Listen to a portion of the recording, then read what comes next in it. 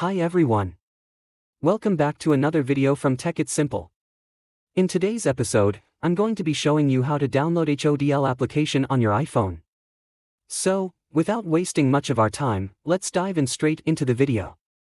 The first thing to do is to launch or open your App Store from your app drawer. In the search box at the top, type in HODL and search.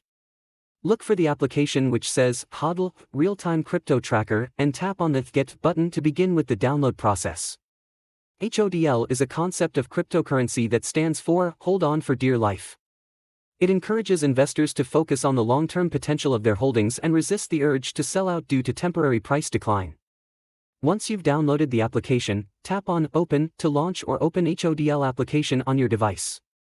Allow necessary permissions and get started with it. So, that's how you will be able to download HODL application on your iPhone within a few minutes.